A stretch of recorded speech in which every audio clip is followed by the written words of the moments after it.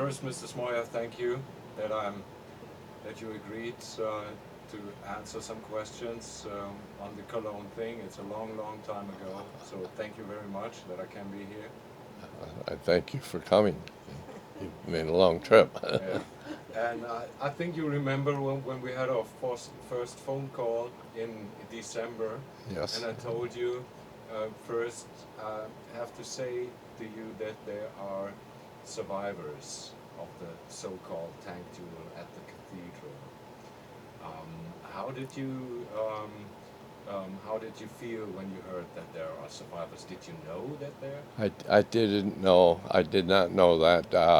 I always thought all of the crew perished there, and I'm happy that some of them did survive. I'm very happy.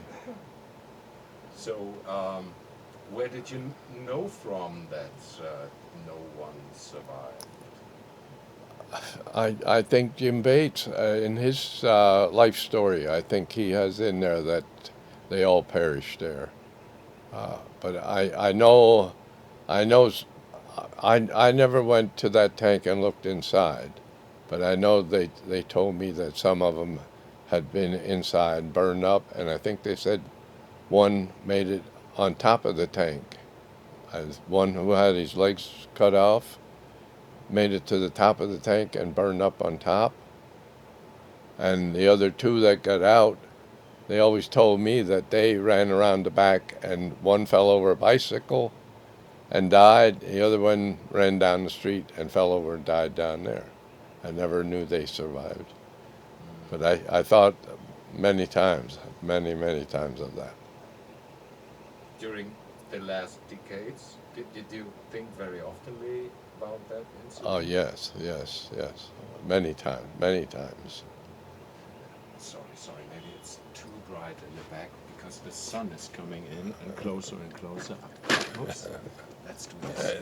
They just hang my pins up there. So, and it's more, it's sharp.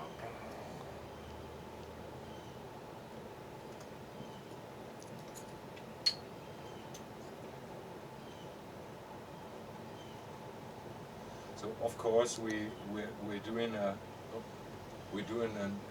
introduction, but let me or allow me one more question to that tank duel. You had an experience as tanker before you came from the Normandy. Yes. Why was that tank duel so important for your thoughts? Or you said you had dreams about that. It was so close there. We were so close, and a prominent place like the Cologne Cathedral. Heard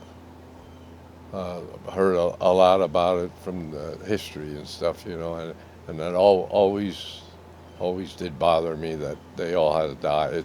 War is terrible. Yeah, war is terrible. There's no good outcomes from war. Were you asked questions, or did people ask you in the past decades? Was this a reason that you remembered always that incident? Many people contact me, especially since the History Channel program.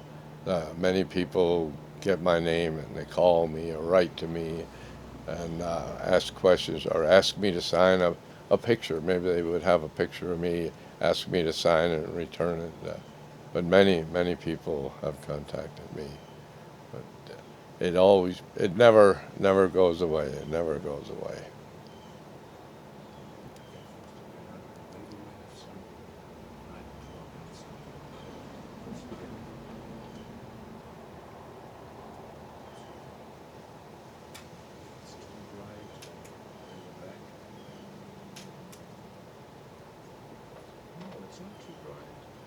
Looks good. Okay.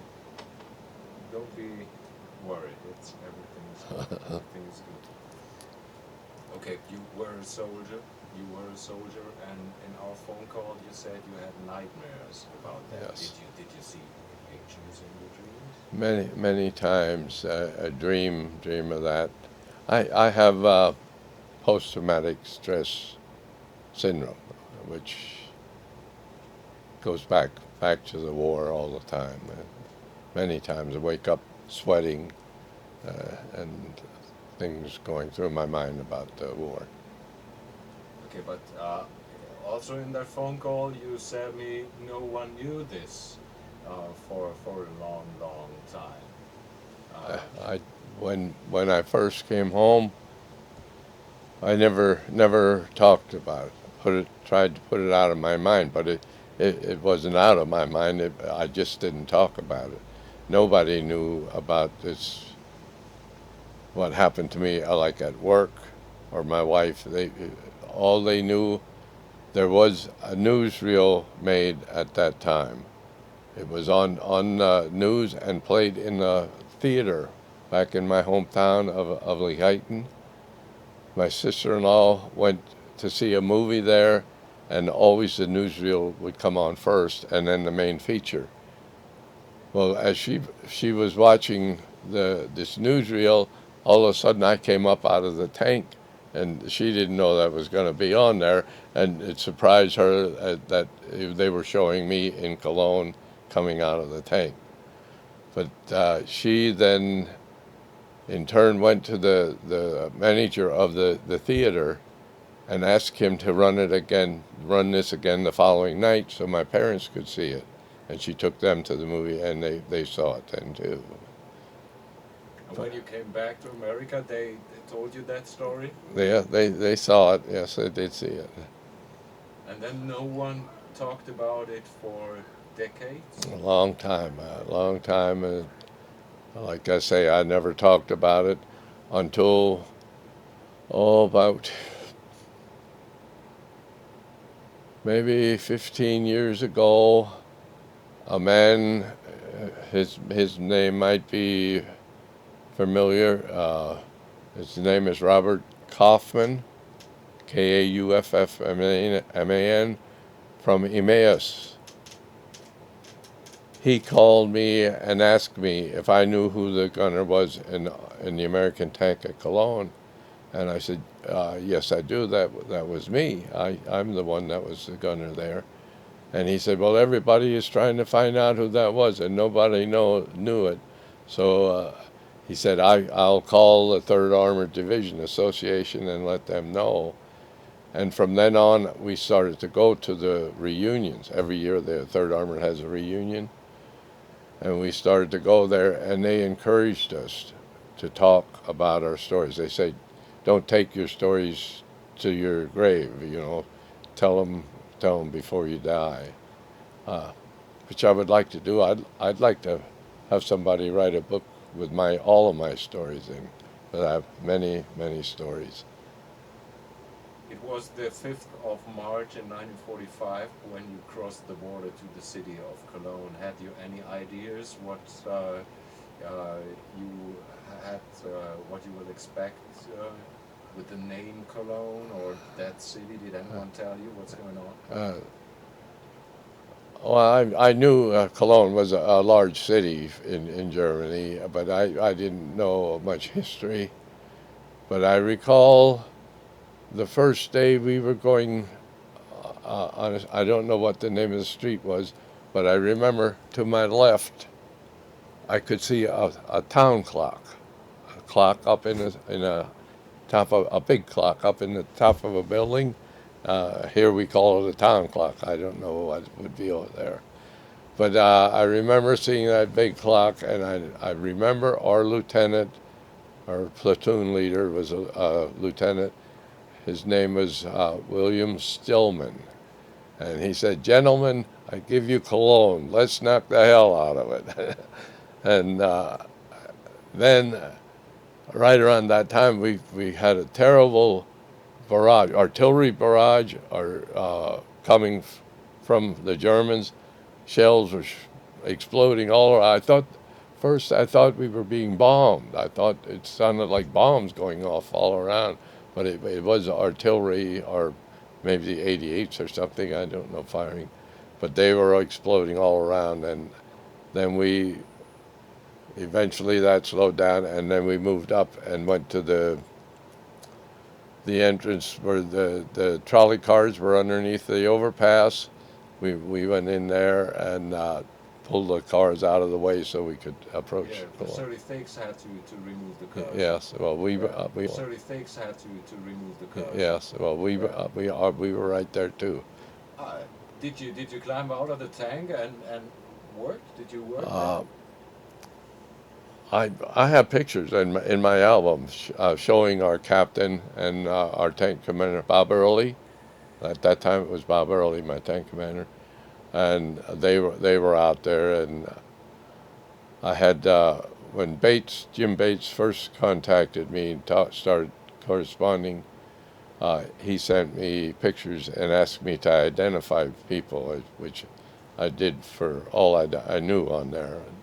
But right there at that underpass where the tanks, we hooked on with the tanks and pulled the trolley cars out of the way there. But the captain was there and Early and some of the rest of the crew were there. Yeah, but the big clock that you were talking Yeah. about, a tower clock? Yes, it was The up tower clock up in was a tower. Yeah, of a church? It might have been a It was church. before the trolley? Before that, Before that. yes. Because that is the region, the area that I was raised, that I grew up. Oh, I yeah? must have known that tower. Uh-huh. Okay, it must have been a church. Yes, A it church. could have been a church. By the way, did the clock show the same time than you had on your watch? So to say, was there an Allied time and a German time? I don't really know anymore. I don't know that anymore. This is interesting to compare the documents. Yes, yes. Okay. I'm not sure of that anymore. Right about that time, I didn't have too much time to check my own watch. Okay. Then the trolleys were removed. Of course, the 3AD have their name or are dedicated to be the spearheads. Yes. What was the role of your unit, and were you referring to the tankers? Of course, they were the infantry's. Referring to the tankers, the spearhead of the spearhead. Would you say that? The spearhead name came earlier. First, it was just the 3rd Armored Division, and then when we had the long drives, driving through France, Belgium, then we were the spearhead of the 1st Army. We were like the spear. On Yeah. that spearhead, were you the top, the very first, the top of the spear?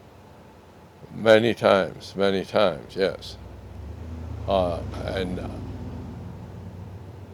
Well, after breaking out at St. Lo, the hedgerows we were spread out more. But after St. Lo, when we broke through, then we went down the highways, and then one tank would lead, and the rest would follow. Unless there were some counterattack or something, then maybe they would spread out. But usually when we would attack in the morning, whoever was first one over the hill, you didn't know what was coming up. Maybe there was going to be a anti-tank gun or mines, or you never knew. And you would crank the engine up as fast as it would go and go flying over the hill with the guns blazing. Because of there was a quotation or citation in that newspaper that you say the most scaring thing was the unexpected. Yeah. The unexpected. Yes. If you could, I don't know if I've read it correctly how you said that, because when you're the first, no one of your comrades was there before. Yeah. Could we say that in Cologne that was the case? We were leading our group, and our tank was at the head of our group. That's why I say with that lady that was hit there, I often think of her, and I hope I was not the one that would have shot her, because I surely wouldn't shoot a woman.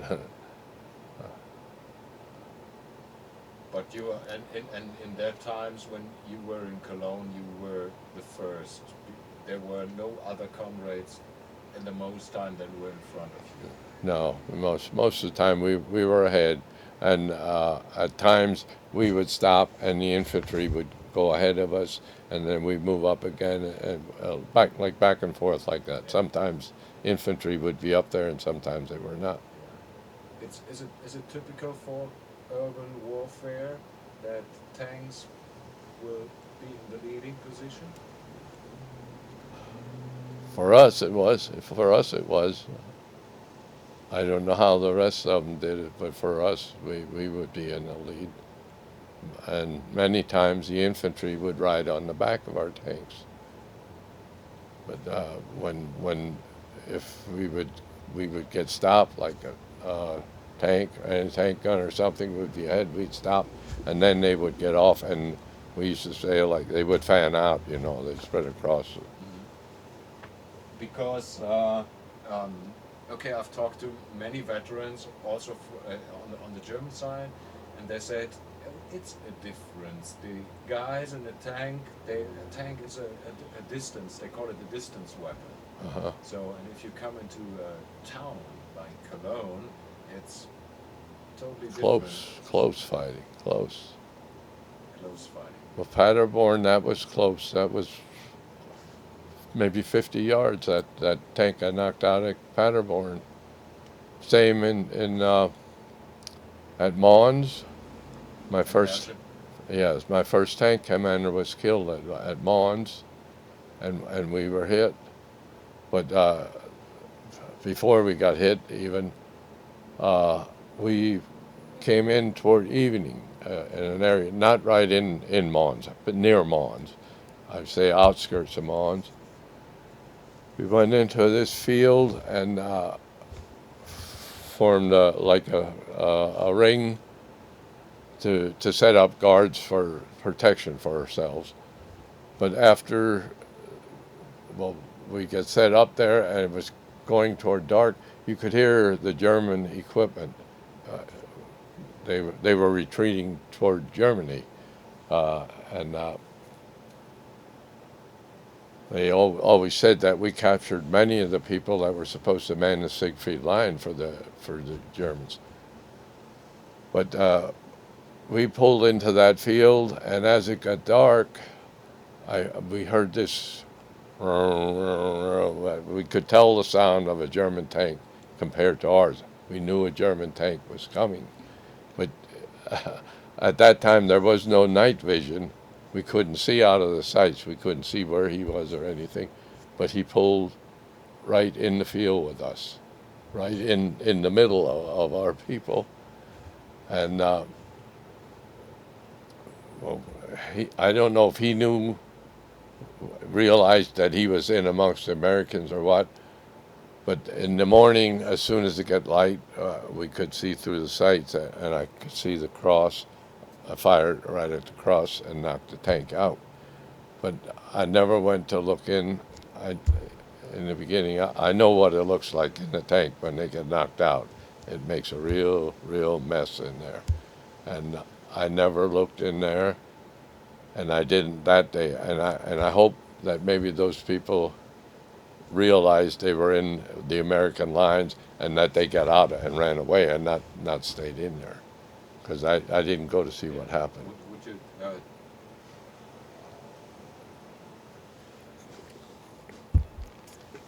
okay, the trolley thing, the bridge, Yes. the street is the Venlostraße. Venlo is the first city in Holland. Uh-huh. So the whole street is named after that city. Well, I never remembered the name of the streets, and I probably couldn't say them anyway. But you knew that you were in Cologne. Oh yes. You also knew where you started the push to Cologne. Was it Pulheim? You've heard the name Pulheim? I don't remember. No, right before Cologne, I remember Blotzheim. Ah, okay. This is far away. I think about 30, 40 miles in front. See, I have lapses in the memory when we were traveling. A lot of times, if I didn't see a sign telling me what city it was, many times we go through, I never even knew. When you saw did you see the bridge with the trolleys under it? Did you see? Yes. Oh yes. I have pictures of that. Yeah, and of course I see them all the time. I know that. So that means you, from a distance, you see, oh, the road is closed. Did you hear it on the radio, or did your commander tell, hey guys, we need help. The road is closed. And had you been under fire in this moment? Just before that, we were under that heavy artillery. It came from the airport. It Yeah, wasn't the yeah, airport. yeah. Cologne was on the left hand. Uh-huh. There were people, guys. Well, there were 388 guns, 88 millimeter guns there, cannons. And a friend of mine, he always said when they were approaching, I think this was near the airport, he said, his interphone went out, his earphones went out, he was driving the tank and he kept flying down, they were trying to stop him because they saw these 88 millimeter guns down there, and he kept going until finally somebody kicked him from up in the turret. It was open that they could kick him in the bottom. That's how they used to signal before they had the radio. But they kicked him to stop him, and he said he thinks he saved everybody's lives there because he thinks he scared the German crews away. They thought he was going to run over them, you know. But he said he was very close to them and didn't even realize it. Did you expect that Cologne would be, let's say, defended in a way? We expected that, well, you always expected that you would run into a lot of fire, you know. But I really, afterward, I thought maybe they would have defended that more. Yeah, they had the purpose to. Okay, we can discuss it later. Just concentrating on my questions. Okay, after the trolleys were gone, you went ahead, Yes. but you didn't enter the intersection at that day. At the cathedral, do you mean? No, that was the next day. The cathedral thing was the day after. Yeah. Was the day after. But do you have any memories what happened shortly after the trolley thing? Oh, the next I remember there is where we're going down the street, where there was traffic coming in from the right of, when I saw it in the front, traffic was coming in from the right, and where that lady was hit. Now there could have been something happening in between there that I don't have in my memory anymore. That was the next day. That was the next day. Okay. The street where you were standing is called Gladbacher Straße, and not the parallel, but the intersection. The intersection is the ring. This was the entrance of the intersection. And you were standing there, and it must have been a morning. It must have been a morning because all the documents say, okay, at the next morning we started our push to the intersection. But you couldn't go ahead without resistance. Is that true? Yeah. Did you get fire? Well, there was a lot of sniper fire. No, I don't recall any large fire, but I do know that German tank came into the intersection while I was looking up to the area where the lady was hit. That tank came out of the side street, and I saw in my sight on the left side, I saw movement there, and when I looked over, I saw the front of the German tank. But by the time we got the gun turned around and got armor-piercing shell in, he had backed away. And then we were firing through the building, thinking maybe we could hit him, and never knew what happened there anymore. Okay, what I know is I know the tank gunner who was sitting in that tank, and you really saw that tank. You could see. I saw the front.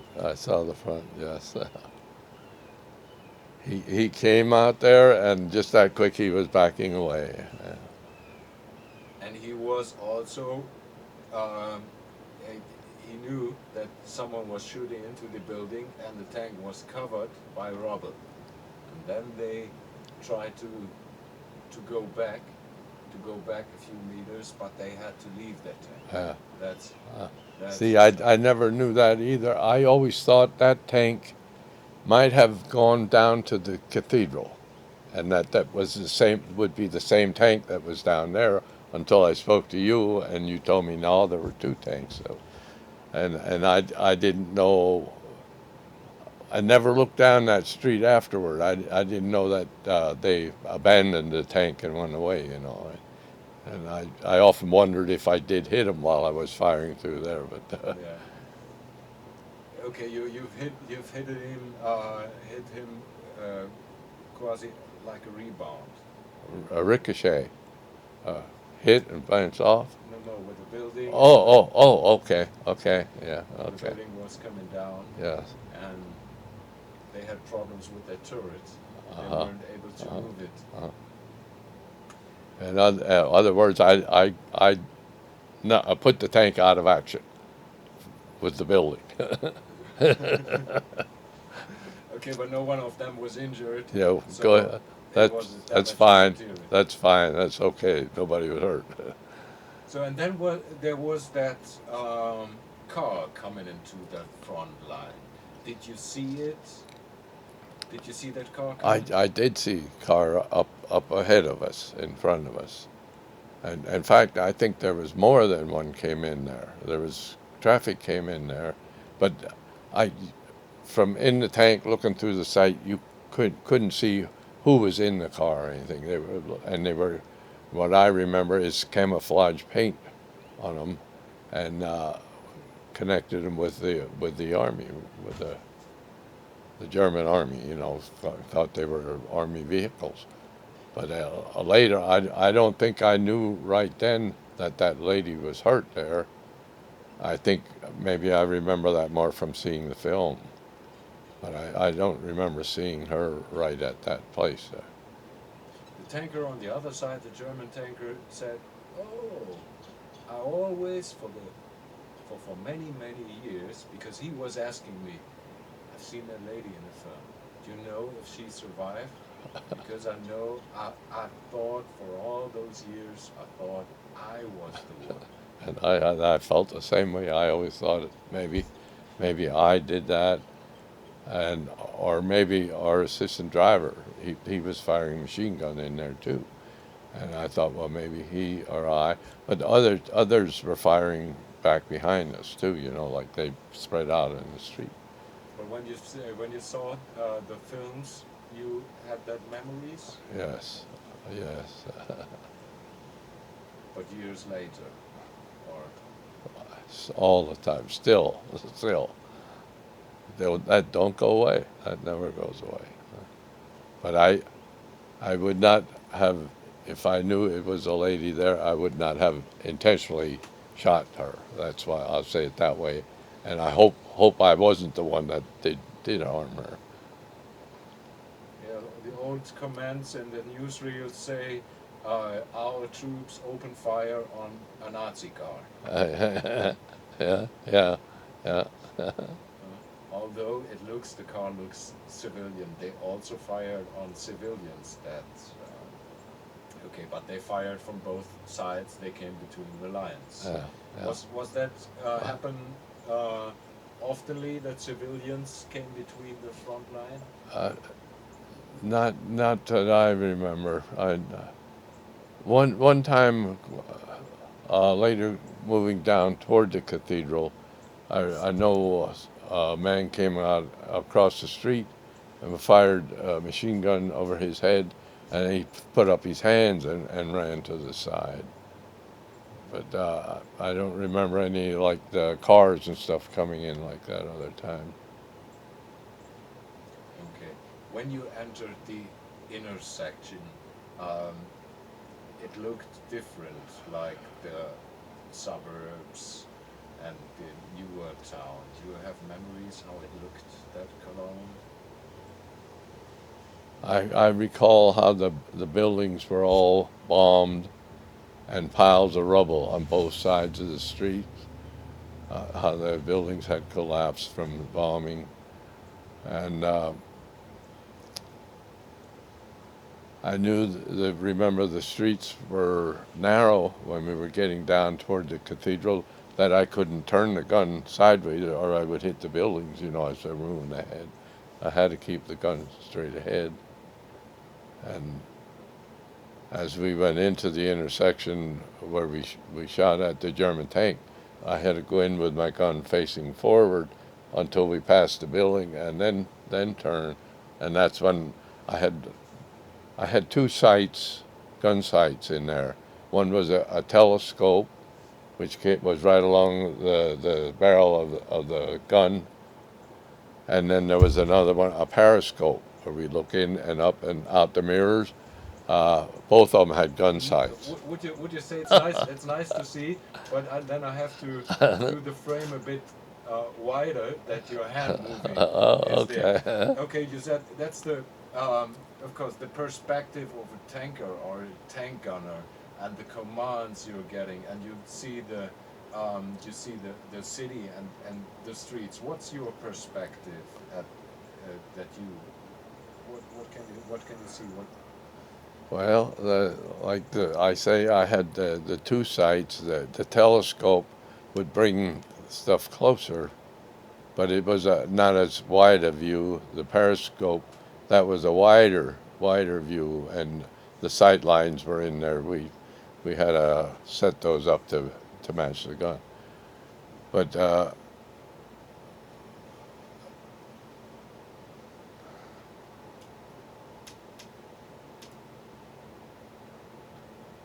what you could see, and during that moment when you entered the intersection, what your impression was, and what you were able to see from the city.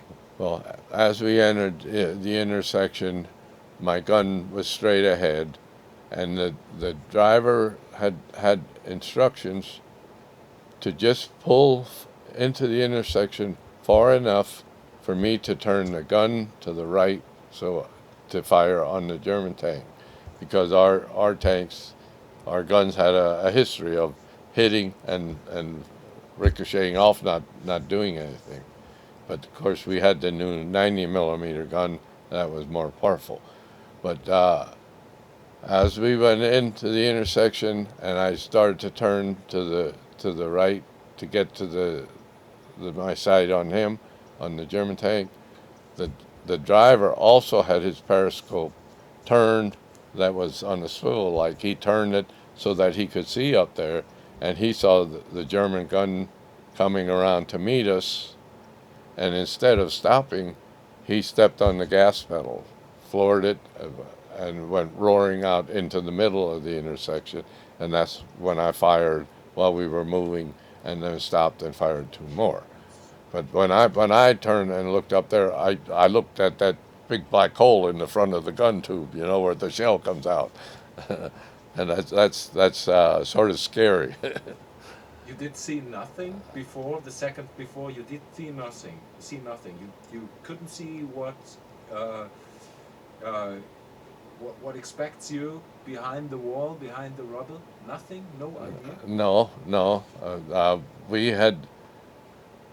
We had radio contact, and the company that was on the other side, where the German knocked our tank out, they radioed to our company commander and asked us to go down and try and get the German tank. So when we went in there, I didn't know what was going to be around the corner there until I turned the gun where my sight would see. Because you have to be also surprised that your driver puts down the gas and.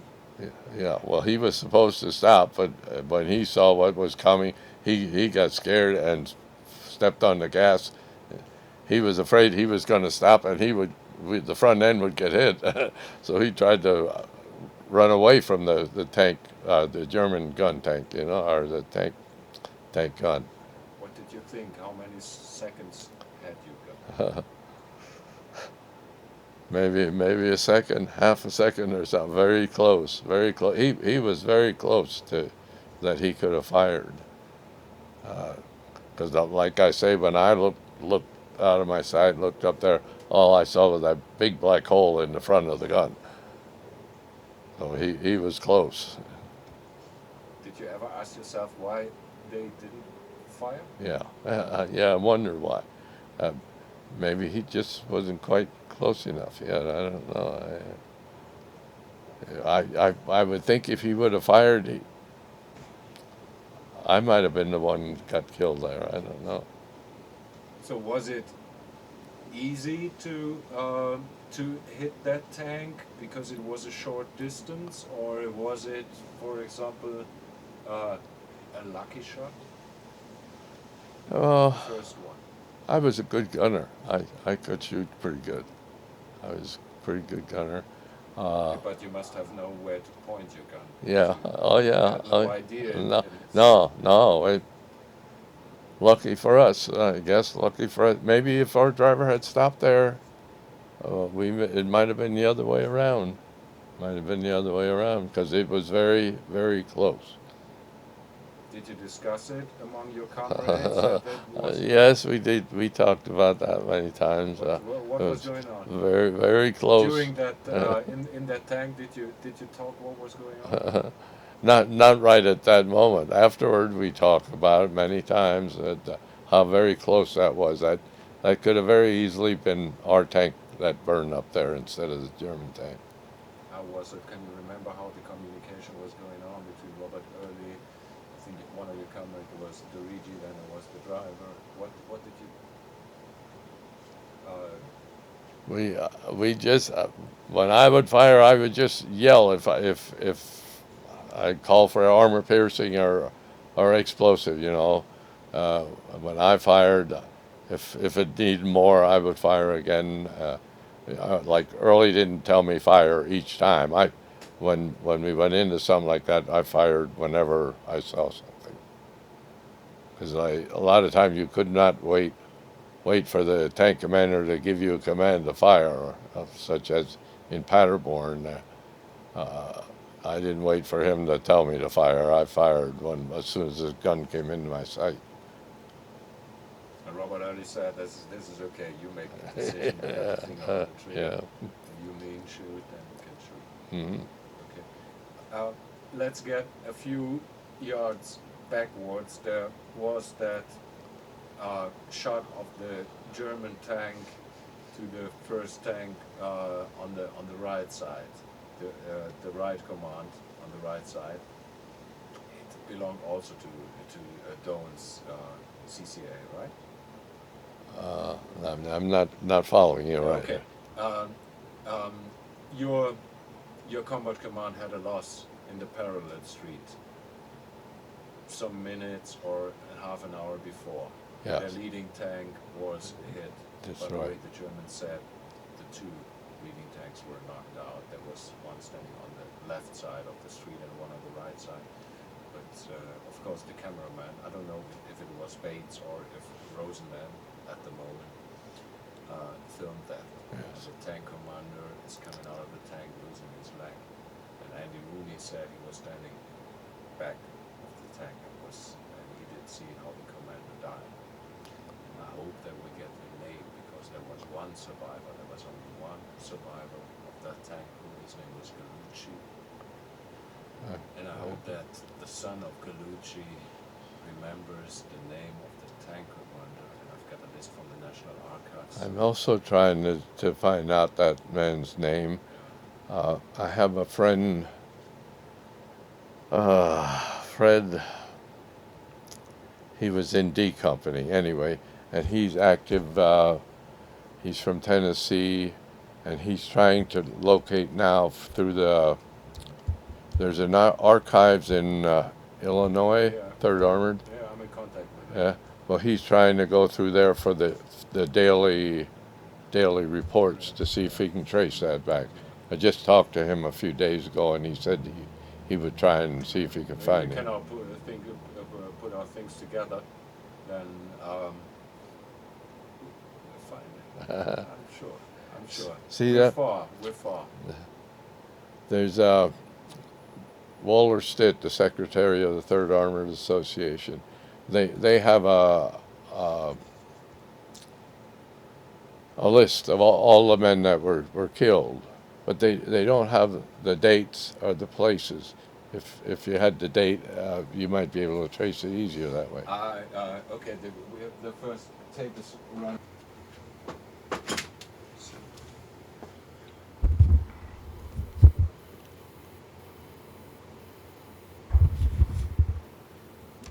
Die Amerikaner antworten mit ihren Panzern. So is this your That's tank? my tank. Yeah, that's it.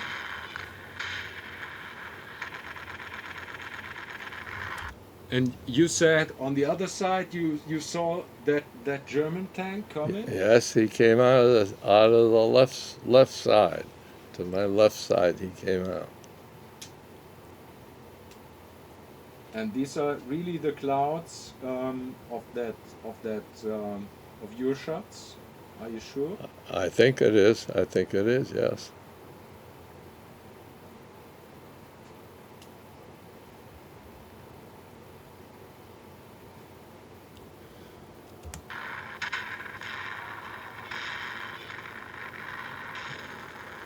That's where I was shooting through there when he backed away.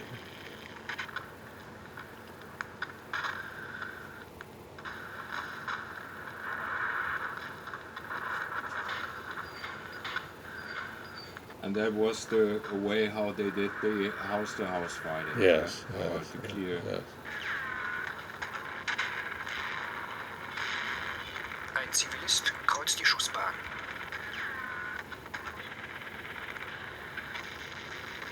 An der Christophstraße gerät ein Auto in die Kampfzone und wird unter Feuer genommen.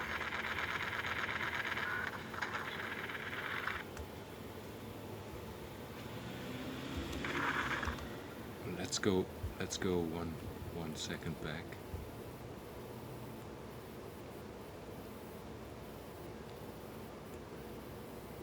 That's the front of my tank. An der Christophstraße gerät ein Auto in die Kampfzone und wird unter Feuer genommen.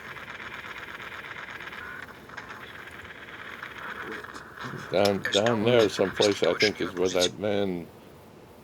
But the tank was standing there. There are movements in the back. Let's check it once again.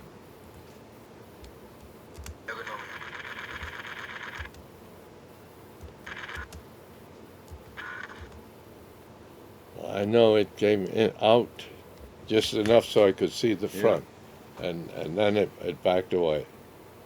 And But was it earlier or later? Could you please go? Well, as soon. It's not so important. As soon as he backed away, by the time I turned the gun over there, he was out of my sight. He was behind the building. That's why I fired through the building. Yeah. Could you point your finger on the position where you thought you saw that tank? Well, it must have been in this area over here. I know I saw the front of a tank, and I know he backed away, and then I fired through the building.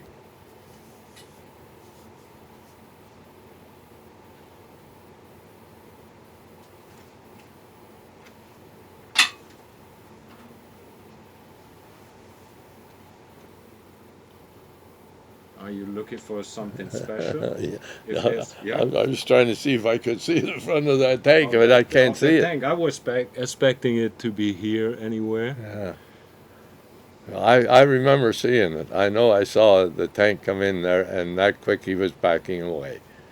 But by the time I got my gun over that way, he was gone, and then I fired through the building, and that's why the front of the building collapsed.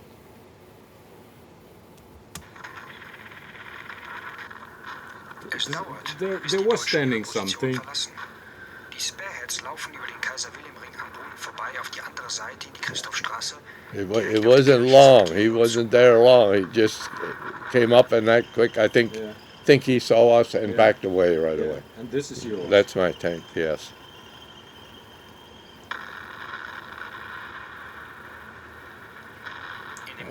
This is a lady that got hit. Yes, und wird versorgt. Yeah. that's the picture I see in my dreams many times. But her eyes are open. Yes, yes. Did you realize that her eyes were open? Yeah, only from seeing the film. I thought she was alive there yet, but I don't Ein know weißer after. Panzerkommandant erinnert sich. Es war ein seltsames Gefühl, sich in eine tote Stadt zu begeben und dennoch Did nicht you zu consider wissen, Cologne as wann a ein dead plötzlich city? losbellendes Geschütz einen How in the den Himmel schickt. voice Mit den over herumliegenden Toten It konnten it wir kein looked Mitleid empfinden. looked very Sie waren für bad, uns very lediglich bad. Dinge, an denen wir ohne besondere Beachtung vorbeifuhren. But it wasn't no difference, for example, between Aachen and Cologne for you? I wasn't in Aachen. I was not in Aachen. We went to Stolberg. We were close to Aachen. You took care, huh? You did not move so fast. Oh yeah. So Die this is Kampfgruppe this is Dawn kehrt the am Vormittag das belgische Viertel und erreicht den Friesenplatz. Volkssturmmänner werden festgenommen. Andere kämpfen verbissen weiter Did you gegen see die Übermacht und ziehen sich German in die prisoners of Friesenstraße war zurück. or Die Soldaten soldiers? setzen nach. Can you remember? I can't remember that. Many times on the way through France, the lines of German surrendering. Yeah. Or did you see dead bodies in the streets? Yes, I saw the one. I remember the one man had a uniform on. Was lying in the street dead.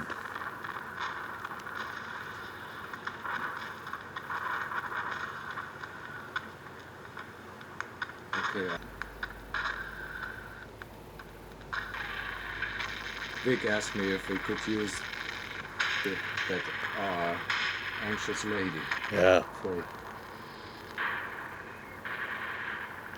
that lady. Drohens The Spitzenpanzer one at an dem 2000 Jahre alten Römerturm vorbei und kommt erstmals in unmittelbare up the hill from Sichtweite des Turms. Stolberg, Bushback. Die Amerikaner hatten die That Erneuerung lady, she der was Kathedrale like nicht that, unter very, Feuer. very nervous.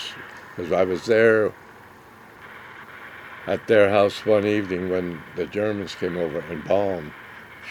She almost had a heart attack, Im screamed. Hintergrund das Zeughaus. but that's quite normal. Oh yes, oh yes. Die Panzer schreiten ein. So now we're close to the scene that one German tank knocked out the leading tank. You had a radio in your ear. Auf den letzten Would you? 300 Metern, Yes. bevor die beiden Straßen Was vor Dom und were Hauptbahnhof tanks zusammenlaufen, reported? regt sich noch einmal Did you know Widerstand. that there were? No, they radioed from there. Bis auch sie schließlich I kapitulieren. was in a staff platoon sergeant's tank. Yeah. The sergeant, Yeah. Okay, so it's cool. Yeah. the platoon sergeant had two-way communications, Mhm. and the platoon leader, the lieutenant, he had two-way communication. The rest only could hear, and they couldn't send messages. They could hear what was going on, but they couldn't send messages. But I don't recall of them radioing. I think they radioed to our company commander, and he called us and told us we should go down and Yeah, get but that. before that tank was knocked out, you had people who tried to look, like the reconnaissance. Reconnaissance, yeah. Yeah, look. Okay, what about the enemy? What about his weapons? No information. I don't remember anything like that. Now, before we went down to the intersection where it turned to gun over, we had stopped there, and that's why I think when we had gotten orders to go down to get that tank. But our tank commander was out of the tank, and he talked with Bates. And he told Bates, when you hear our engines start your camera, because we're going to be going down to get the tank. Okay, you thought this was probably only one tank which was left back. Yeah. Because there were no further information that there are probably more. Yeah, as far as we know, there was one tank by the cathedral, and we were to go there and get it.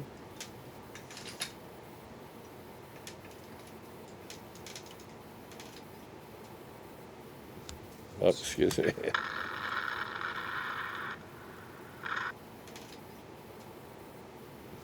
Oh, excuse me. Everyone was longing for the bridge. You too? Yeah.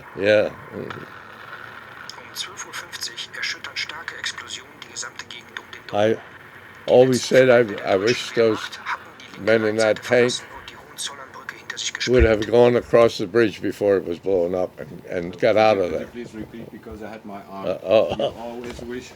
I always wish that the men in that German tank had gone across the bridge, abandoned their tank and gone across the bridge. It would have saved a lot of lives there. Yeah, but that bridge was blown. As far as I know, before you met each other. I don't know how close it was there. Yeah, I think there must be more than an hour between blowing up the bridge and the confrontation between them and you. So they were left behind. I always was under that understanding that the bridge was blown as we were approaching, not right at the cathedral there, you know. So I think that's true. Yeah, and then, of course, there was one. Aufklärern der 3rd Armored Division war am Vormittag noch rund 10.000 deutschen Soldaten und 2 Panzerdivisionen die Flucht über die Brücke gelungen. Dann kehrt Ruhe ein. Okay, the Die text Schlacht um says Köln that scheint geschlagen. many thousands of German soldiers and weapons escaped over the bridge. Doms führender Panzer wird getroffen. Kameramann Bates filmt, wie sich der Kommandant mit Did you see that film also in 1945? And that's a video. Was it published or was it classified? That was in the movie house, cinema. No, I mean the thing with the knocked out American tank and the terribly injured commander. I didn't see that until later, later the film of that. But the newsreel, like I said, that showed it, the action there, and there was a Newsweek published the story. Al Newman was the correspondent there. But I always say there that here's my claim to fame, and he misspelled my name, Smoyer.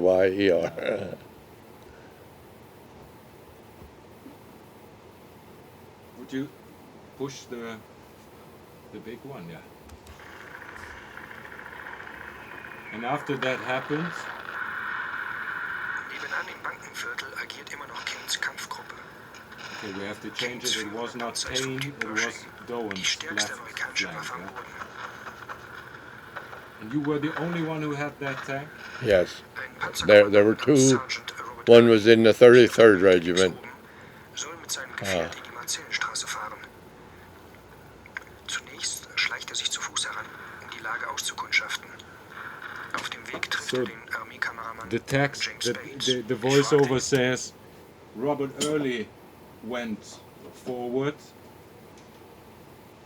by feet, walked and checked the situation. Oh, may have. I don't know. But I'm inside. I could not see if he walked up along the side or what.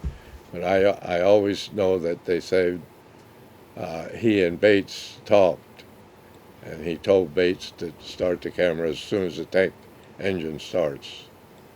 But I don't know that he looked up around the corner or not. Yes, that's what Bates said. Bates said, Robert Early and me went ahead and looked for the situation. Could be, yeah.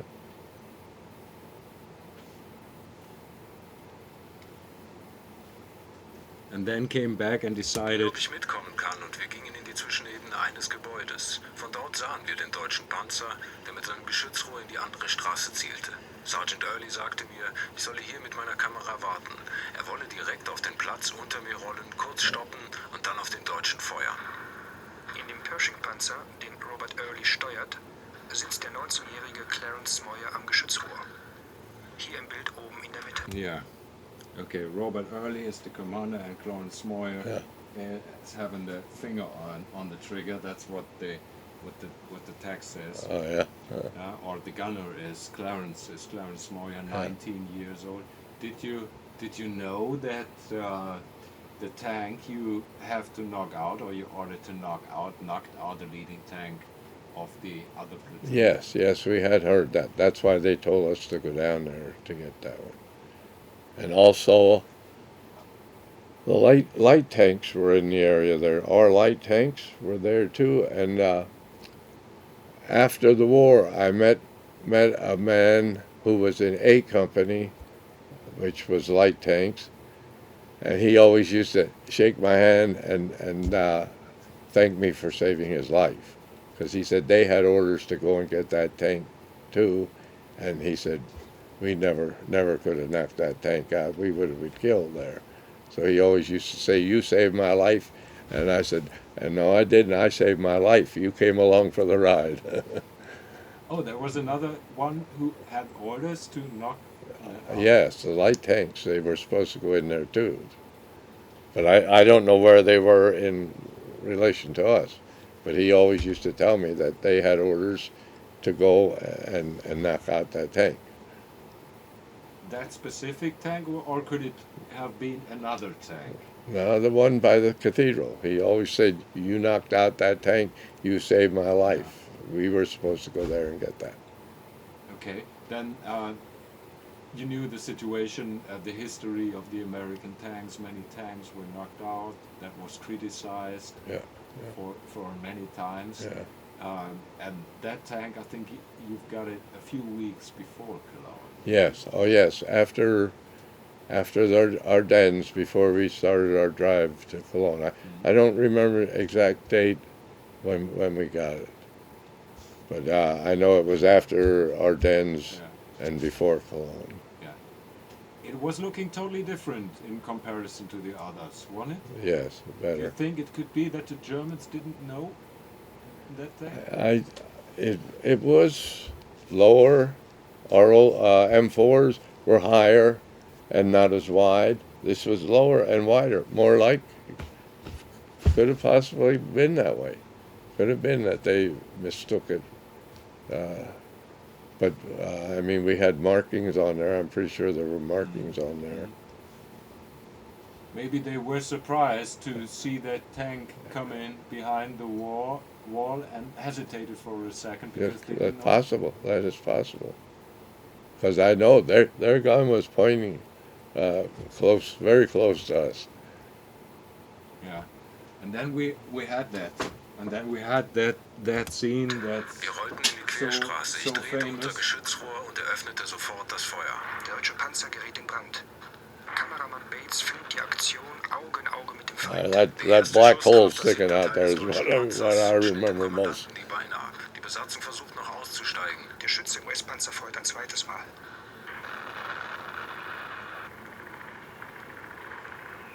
Clarence Smoyer. Ich habe nach dem ersten Schuss noch zweimal gefeuert, um sicher zu gehen, dass sie nicht mehr zu uns rüberschießen können.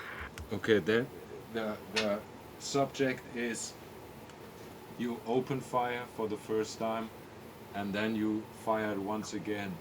Were you asked by journalists, comrades, people around you during the years why you fired on a crew that obviously is trying to escape?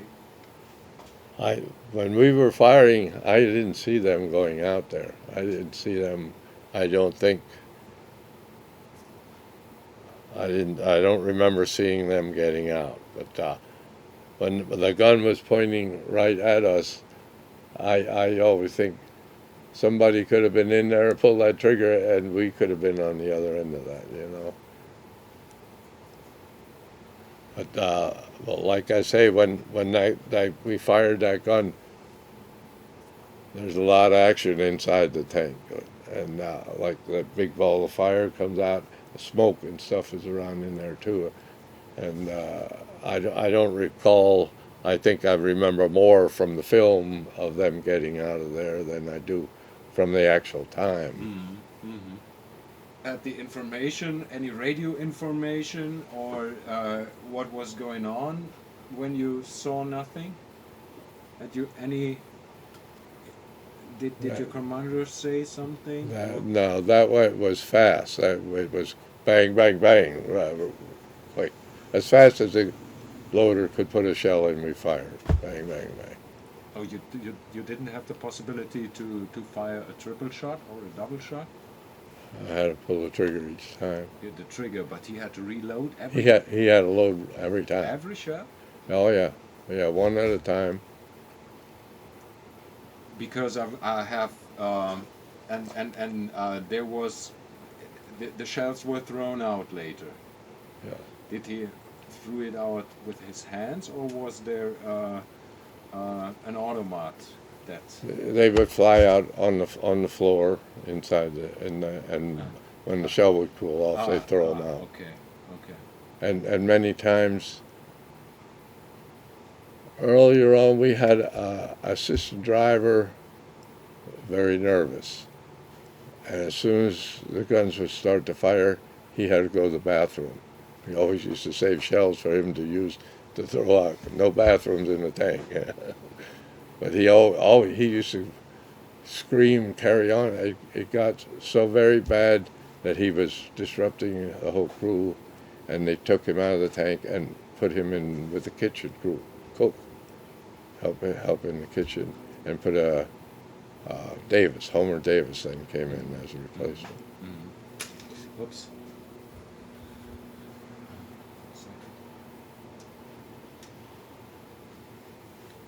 We've said that it was very, very, very close, and we've also said that there was criticism that maybe the American tanks had a low protection, or were too easy to knock out for German tanks. Yeah.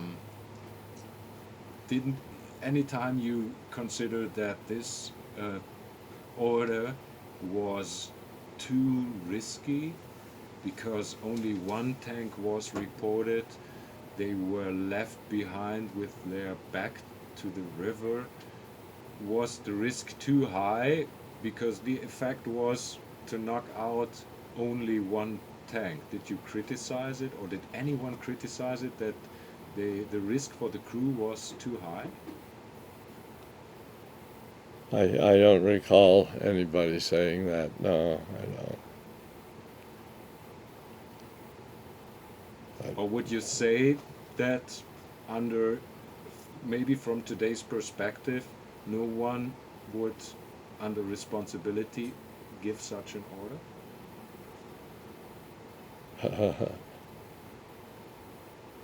I don't know. That was our job. That was our job to do that. I never questioned if they told us to do something. I would never question that. Go and try and do it. So you can you remember, was there any protection or guidance by a guy with a radio and said, okay, now this is your second, go ahead, and then open fire? Did anyone take care of you? No, I don't recall anything like that. When Early got back into the tank, we cranked up the engine and went ahead. Normally, otherwise, did you ever have before a confrontation of such a short distance? And the one at Mons, that was close, real close. Because we were in a field there, and he pulled right in with us. But like I say, I hope they got out of the tank. I hope they realized they were in with the Americans and got out and ran away. Okay, and after that shots, I think you drove back, don't you? Yes. Or did you move forward and to look if there's something more to clear? Because anyone had to do it. I don't recall that we went further. I think we may have backed away then. Uh, also, like I say, I never looked into. I went up to the tank, but I never looked inside, and well, I tried not to do that all the way through because I know it makes a very bad mess in there when the tanks get knocked out. You reached the Rhine River at the same day, don't you? Yes. So you must have passed him again. Yeah, we might have. Now I was at the Rhine River. I think that was the following day, though, and I was not in the tank. I walked to the Rhine River, and I was sitting on the banks of the Rhine when an artist came up there, asked me if I would mind if he drew my picture. I said, yes. His name, Marshall, I think. I have the picture in my album. But he drew my picture. I guess it was charcoal or something on a white paper and black, and he signed it. And I think his last name is Marshall, but I'm not sure. But and he has on Clarence Smoyer, and I think he might have the date on there too. But I don't recall that our tank was right up there. We, I think, backed off, and there was a time in between then where there was no more action going on, and like we would get out and walk around. But all the time somebody was with the tank and with the gun in case there was a counterattack, that at least somebody was there. You know. Yeah. So you have no, you can't recall if you passed the tank once again after. I don't think we did. I don't think we did. I don't believe we did. But I know I walked to it. And Yeah, saw after it. the action, but I think when you were the first, you had to clear the cathedral area and the railway station. Do you remember? Well, after we knocked that out, I don't remember any fight. It seemed like the war stopped. Right when we fired those shots, it stopped in Cologne.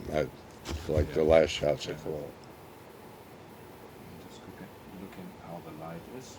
It looks good. It still looks good. And also there,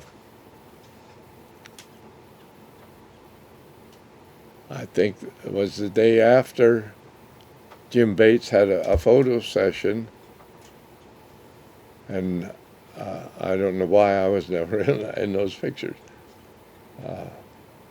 Maybe I was on with the tank and on the gun, but I know they have the pictures of John DeRiggi and Homer Davis. They were both from our tank, and they got a lot of pictures of them, but never none of me. Did you ask yourself why your tank was on none of the pictures visible together with the German tank? I don't know. I wondered why, but Bates had told me that he had a photo session afterward, but I don't know why. I never remember hearing of that. Mr. Smoyer, again, thank you, and we can talk to each other. Let's start, if you agree, with a private question. Okay, fine. When you came back from war, you went back to your hometown? Yes, back to the that was Lehighton, Pennsylvania. I went back to Lehighton, Pennsylvania. Yeah. And had you been alone? Were you married? No, I was not married then yet. It was about a year, a little more than a year afterward. I got married to Melba.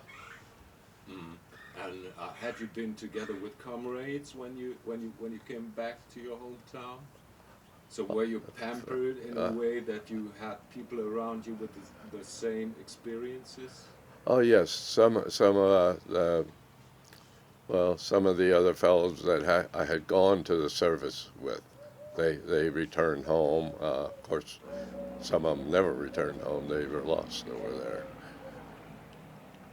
Yeah. And how did you manage your experiences mentally? Did you talk about it with anyone, with comrades, with friends? Not not after we came home. I didn't. I tried to put that away and not try to think about that too much. And for many years, I didn't talk about it. And the other guys? No, I don't think they either. I don't think they said very much either. I guess everybody wanted to forget about the war. Although you won? Uh, well, I don't know. I don't know who won really. Like after we came home and they started to have trouble with the Russians over there, they said maybe we should not have stopped there. Maybe we should have gone right on through Berlin and fight the Russians too. People talk like that, you know. So there was no, let's say, welcome ceremony or. Oh yes, they did welcome us back home. Not a great big ceremony. If I compare it with the German situation, I can understand that many former German soldiers didn't want to talk about it. First, it was a absolute defeat. Then they had, of course, if they didn't do it by themselves, they eyewitness war crimes of their people to civilians, and we know about the story. So that's a reason I can understand why they didn't talk about it. And that was in the 60s one of the reasons why the students and the young people, the generation of the kids, started to ask questions. How was it in your? I don't think they've done very much. Even now, they don't teach much about the history of World War II. I don't know why. You would think in school they would teach more of that, and they don't seem to do that much of that. But we, like for myself, I just wanted to forget about it. Yeah, but shortly after the end of World War II, how was the younger generation who hadn't been at war? Were they interested? How did they? Did someone ask you anything? Maybe 10 years later or 15 years later.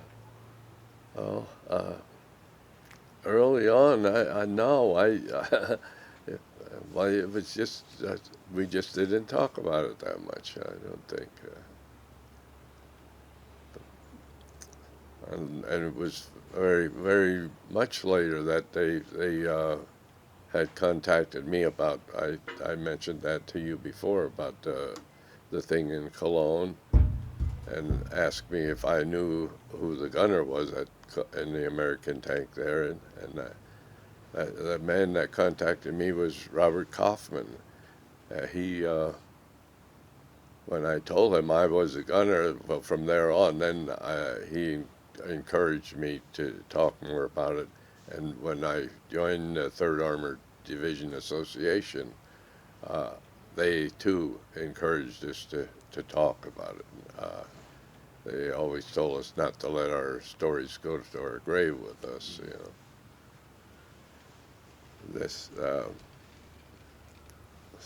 There's a story I have about Kaufman. Robert Kaufman was wounded over in France, and there was also a German doctor whose name I don't have. He was wounded in the same area, and after the war they became friendly, and this German doctor had Kaufman come to Germany and he I talked to him later, and he said he took him all around, showed him all over Germany. They became great friends, really. But I think they're still, I believe, in contact, last I heard anyway. Okay, I have one or two more questions how your private life was going on Yeah, later, okay. but you were talking about the relationship between, let's say, Germans and Americans at that time. Yeah. When you were in Cologne or in the Cologne area, had you been, after the action was finished, any chance to get into contact with Germans? There, we were not supposed to fraternize with the Germans. Still at Cologne area. Later on, they abolished that or stopped that. But anyway, we did occasionally have contact. In fact, at Cologne, after the tank battle, a friend of mine from one of the other tanks, not our tank crew, from one of the other tanks, we were walking down the street, and there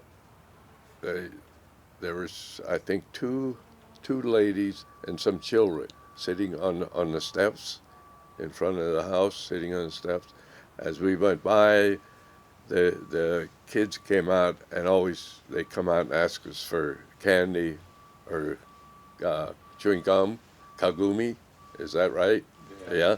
They would ask her that, and when they asked, we stopped, and he was telling my friend was telling them, or trying to tell them, we didn't have any, and by that time the MPs came around the corner, and took our name, and we got in trouble because we were talking to the people there, talking to the kids, not serious trouble, but I did hear from my company commander called me over and told me that we were not allowed to talk to the Germans, you know.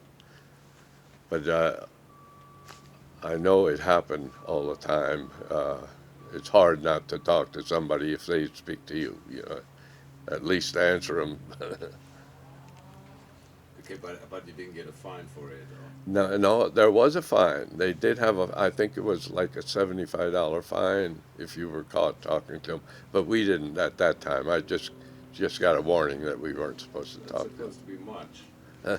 There was the so-called, I think, $29 or $69 question, and you know that story? Yeah.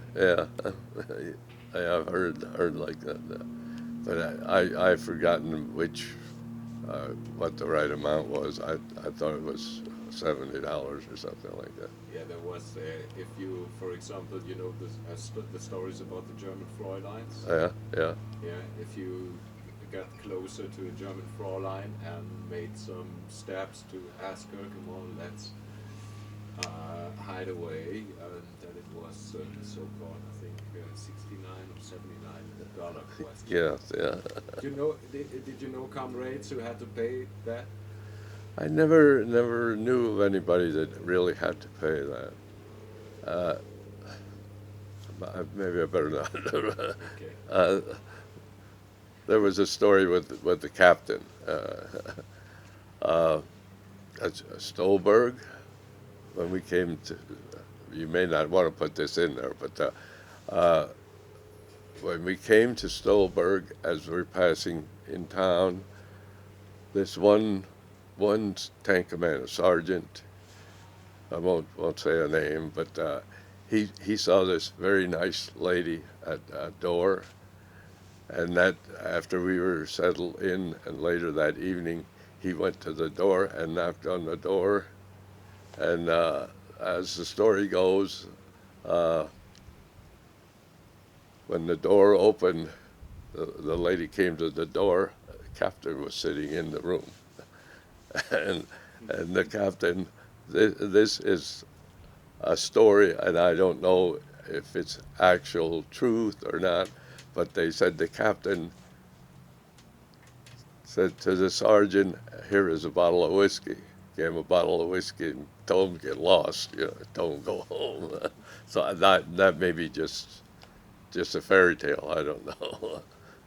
but the sergeant, he was like that. He would be involved in everything like that. Okay, let's talk in brief about the civilians you've seen in a city like Cologne, maybe in comparison that you saw in France or Belgium.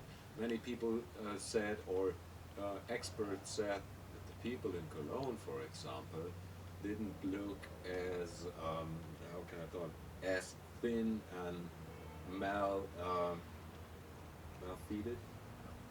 Malnutrition, Malnutrition than, for example, in France or in Belgium. Did you have that impression, in a way? I don't know. See, we didn't stay real long after the Battle of Cologne. It was shortly, I think only maybe 2 days or like that, and I never really had too much contact with the people there. But was there a difference when you crossed the border to Germany in comparison to be in France or Belgium? I never really noticed that. I don't think. In France and Belgium, what I remember mostly there, as we would come and the Germans would leave, they would come out with wine, cognac, and Calvados. They always come out with flowers whenever we would stop.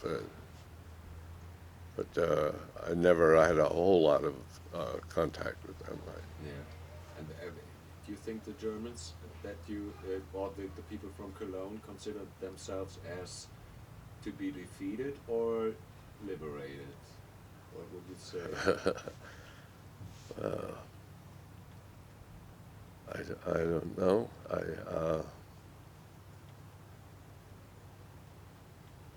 Earlier, before Cologne, like I said, I was friendly with that one family, and they felt more like that, or at least that's the impression they gave me, that they were more liberated.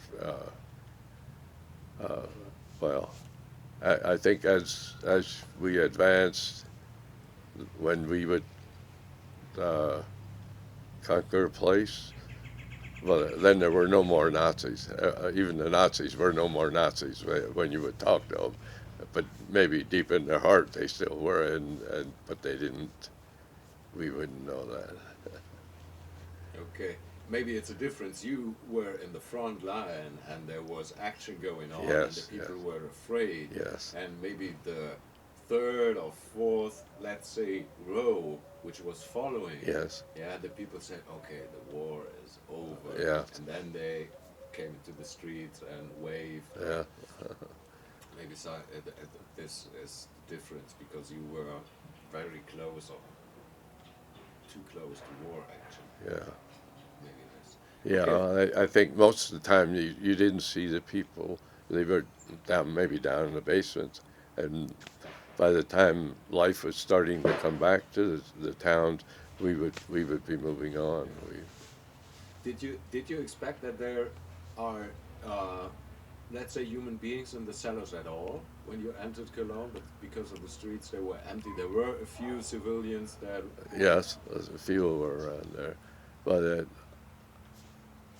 that's the way it was as we would come. They would go down in the basements to escape the firing and stuff,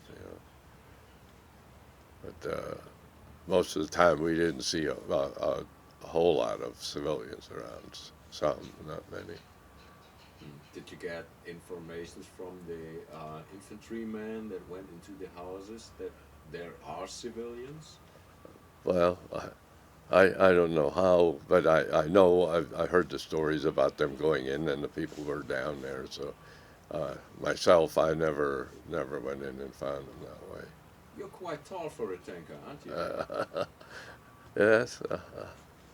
The tankers I met were smaller, much smaller. Did you decide to become a tanker? No. The Army decided for me. When we went to the service, there was a group from our little town. I think there were 19 of us that were. It was called selective service, or drafted. Uh, we all went together, and I thought we would be together in the service. But they sent us, took us by train to New Cumberland, which is at Harrisburg, outskirts of Harrisburg, and there, in the first day or two, they split us all up. Some went infantry, some went to artillery, and they sent me to Fort Knox for tanks.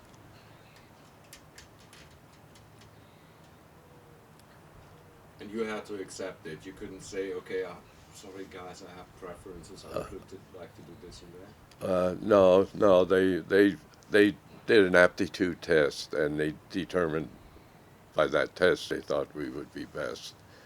But when I took the basic training at Fort Knox, there was a friend I met in the service there, and he and I volunteered for the airborne parachute troops, And we fill out the papers for transfer. You could do that. That was more volunteer. And we filed the papers.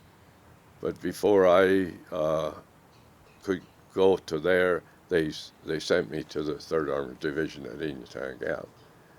But this other friend, I assume he did get into the paratroopers. I don't know. I never heard from him afterward. But I was satisfied to be in 3rd Armored Division. Okay. Now I would continue for one question with the things after war happened.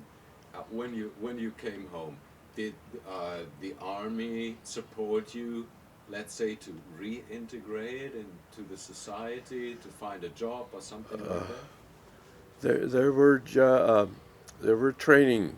You could take training through. I forget what it was. I know I went to aircraft school to work on aircraft motors, and they taught you mechanics for. We could dismantle an engine and put it back together, and I did go to that, but I never followed through. Well, I know how to work on cars and things like a little bit, but like I think the second day after I came home, a neighbor of ours had been working for this company called Waylight Company, which I told you took the slag from the blast furnaces and made building material. But he talked. I went to see them right after I got home, and he said it's going to be very hard to find work because all the soldiers are coming home, and it will be hard to find work. But this little company I work for is looking for men now. So the next day I started to work right away. I didn't no time to fly around. And it became a job for life? I worked there for 35 years. In fact, I worked for the whole working life there. So has it been a hard job? Maybe in the beginning, or did it change? It was hard work. There wasn't so much machinery. You did everything by hand and muscle. And this job was dirty, very dusty. They didn't have the filters and stuff. You had a lot of dust going down in your lungs. Also very hot. Like I said, the material came in big ladles, big metal on railroad cars, two on one railroad car, and they would dump for the hot stuff to run out, and we poured that hot stuff into a mill. We called it a mill, rotated and made it expand, put water with it, and it would get like popcorn.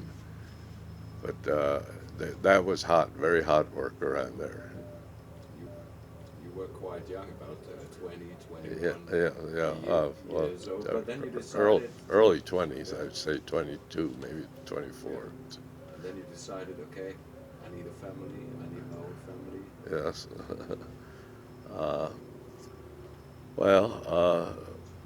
Melva and I, after we came home, I had another girlfriend, but this one of the guys, she knows. Anyway, we were younger. We played the field, young men, different ones. But anyway, not long after, Melva and I became real close, and of course, she eventually got married and had a family. And now you're still together for how many years?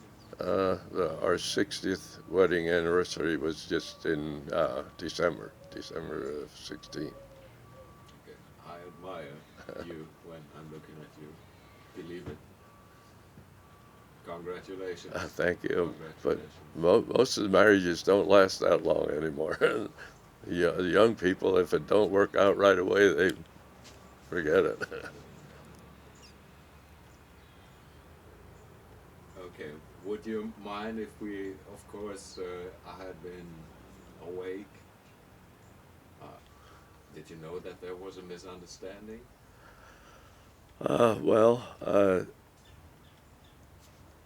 From talking with Bates, he thought the German tank was already destroyed in front of the cathedral when he was taking photographs. Are you sure he saw a tank before that tank attacked the first American tank? Are you really sure? Only from what I hear. From what the story from him, what I got was that he was shooting pictures of that tank thinking it was destroyed when it fired up the other street and destroyed our tanks.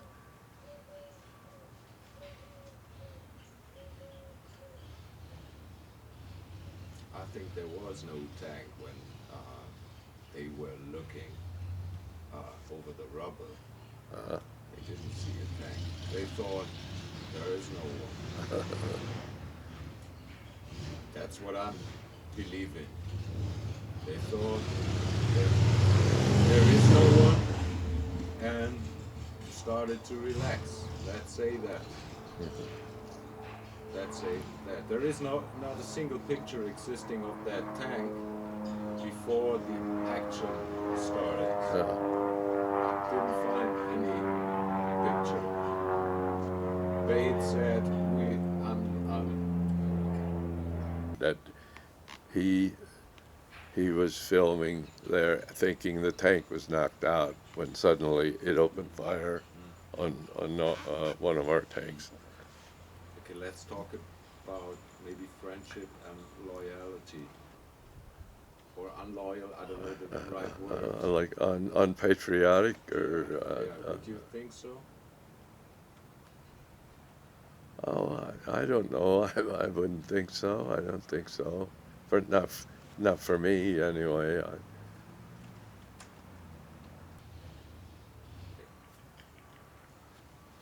For my part, that's as true as I know it. I didn't try to exaggerate my part in the thing around Cologne there. From what I remember, I've told it as near as I can. You were also asking for.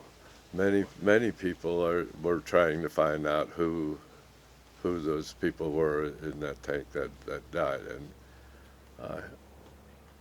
I don't know. Someday somebody might find out. I don't know. You did also try to find out. Yes, and right now, a friend of mine is trying to check with the University of Illinois, I think it is. But I haven't heard from him since I talked to him. Now he said he would check. Okay. By the way, is Mr. Miller still alive? Is he alive? Miller, Yeah. the colonel. Yeah. Colonel. No, he passed away I think about 2 years ago. 2 years ago. Okay. I had questioned him, and he didn't have a recollection of the name of the men that were killed at Cologne. He had no recollection of that. This in later years, if he did know, he had forgotten them by then. Mm-hmm. That was the name you were asking Miller for, if he had any information about that.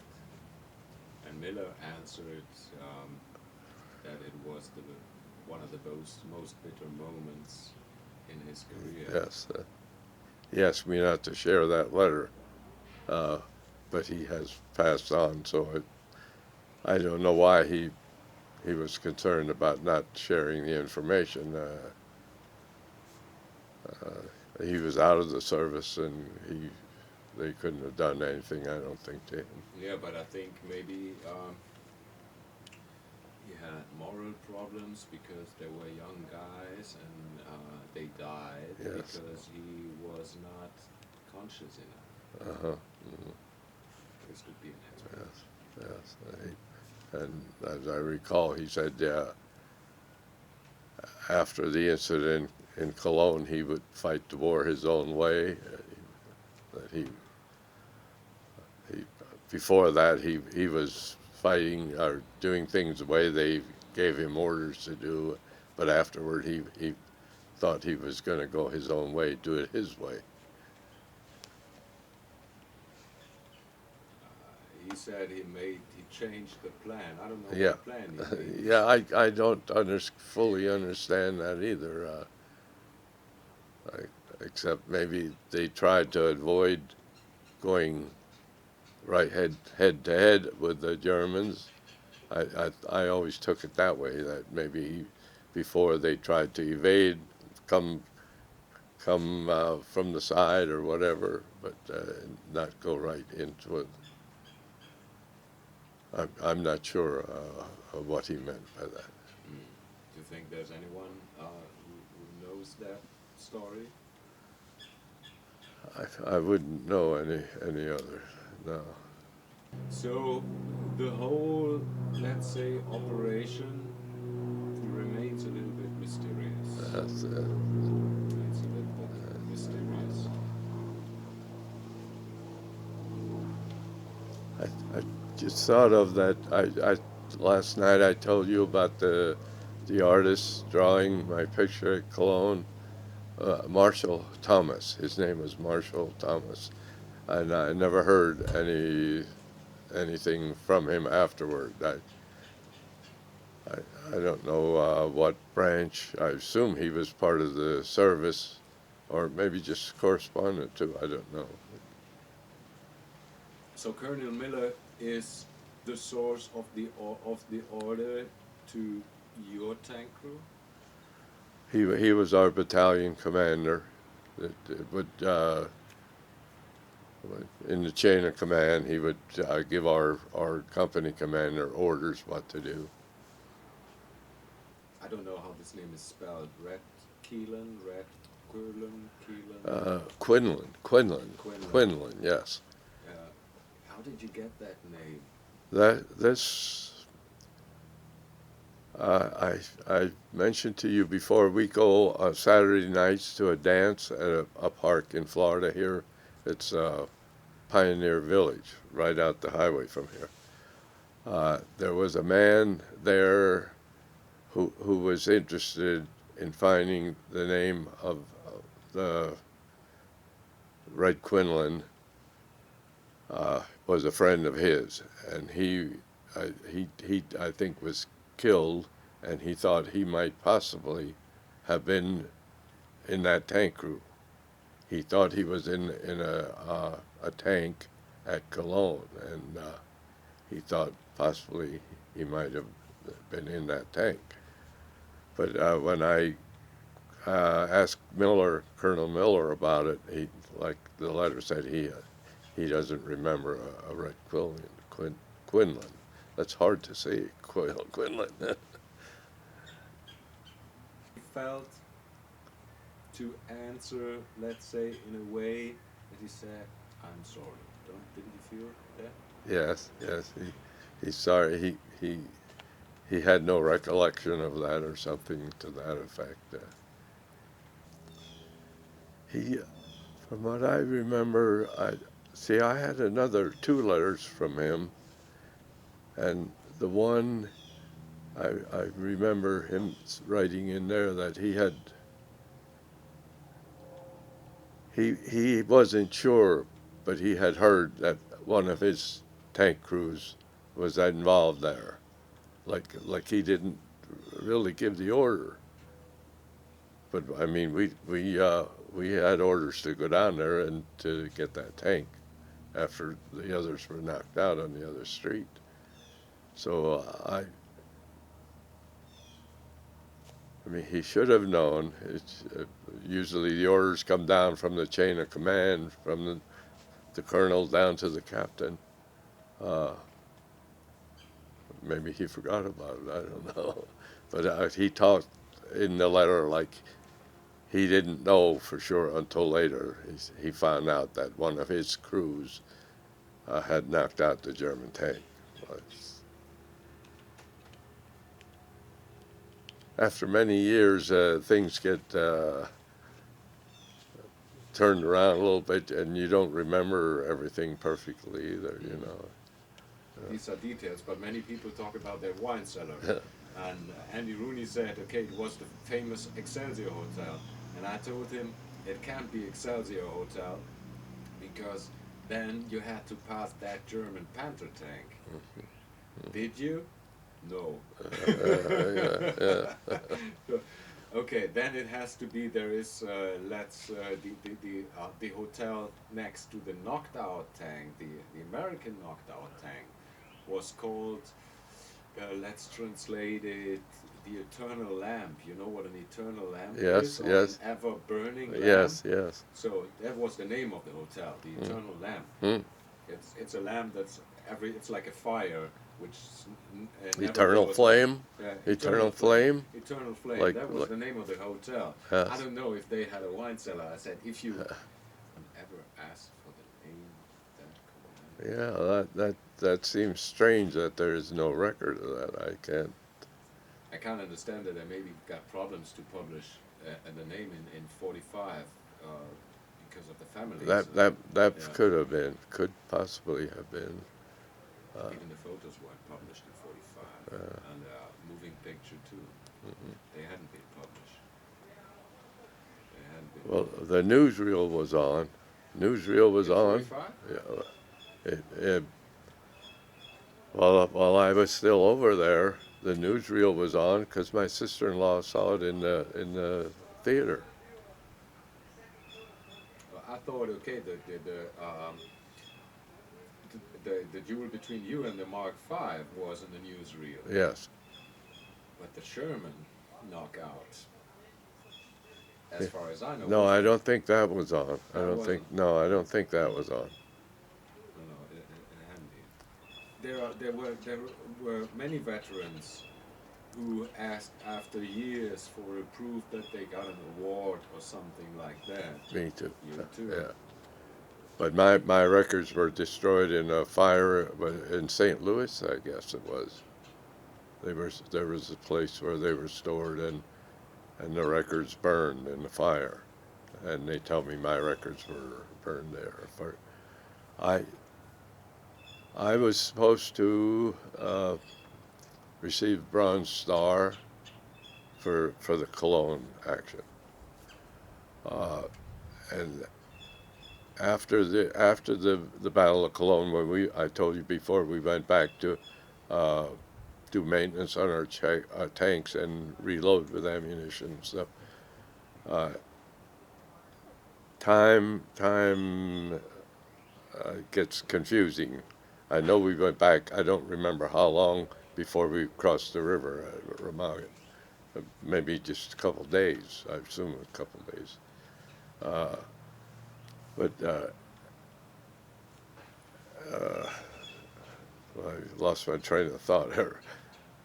Anyway, about the award. Yeah, the rest of the area or refitting area, the captain called me over and talked to me, and he had a lot of nice things to say. Tell me he never realized what a great gunner it was until we test fired the new tank. We were on a range before Cologne, this was, and we were shooting across the valley, and I remember first we shot like at 1,000 yards, a chimney on top of a old bombed-out farmhouse, chimney sticking up, fire, boom, knocked the chimney off. And then they went to like 1,200, 1,250 yards. There was another same situation. We shot, got the chimney. And finally they said, last one now we're going to fire at this house where there's just a little tip of the chimney sticking up from the back side of the house.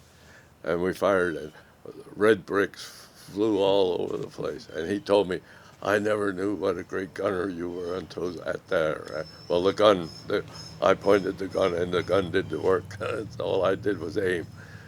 But he said, I didn't realize what a great gunner you were. And he said, as for Cologne, he said, I had recommended you for the Bronze Star, which never came. And then we go back here to the records when I had to file forms through people like the American Legion or Veterans of Foreign Wars. They all have people there that do this. And this man filed the records, and I got a letter back that all my records were burned, and I think it was in St. Louis. In a great fire they had there where many people lost their records. Or your company, who was the commander of your company who had sent it, Robin Early? It must have been. Yes. I think, well, our company commander was Mason D. Salisbury, and I think the orders came from him. Well, it would be to probably from the captain to the lieutenant of our platoon. It might have came down that way. I don't recall exactly who gave the orders on how to go about that, but I know that they were not right there that I could see them. Usually the captain were, the higher the rank, further back in the line they would be, and well, like the battalion commander, in Cologne, when we stopped, he came up because he gave me a problem about coming out of the top of the tank without my helmet on, So they would come up like that, but they were not right on the front there all the time. They moved around to see the situation all around, I think. One last question to the photos taken by John Himes. John Himes was the still photographer, being in the same building than Jim Bates. Did you ever hear something? I never heard his name. I never heard his name mentioned. It was Bates and Leon Rosenman. Yeah, that's the names I heard. I never heard the other name there. Yeah, it's printed on the back of his prints. He also had been at the entrance of the inner section.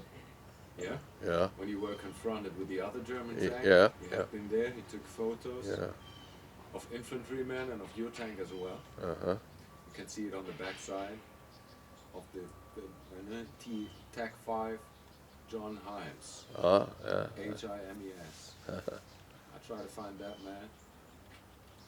I was going to ask you if is he still living? I wonder. I don't know. Okay. Is there anything that you would like to say concerning that cathedral operation, which I maybe forgot, which could be important in any way, which had never been reported? I don't know of anything else that I could say about that or would know about that. It's hard to seeing the films and with the memory, it becomes difficult to separate them, which is actual memory and which is actually memory from the films that have been published. You know, so it gets for instance, like the people lying on the ground there that were killed coming down to Cologne. I don't remember if that's actual. If I actually remember seeing that as I'm going there, or if I've just remembered from the film, you know. Much of the stuff gets intertangled and difficult to separate.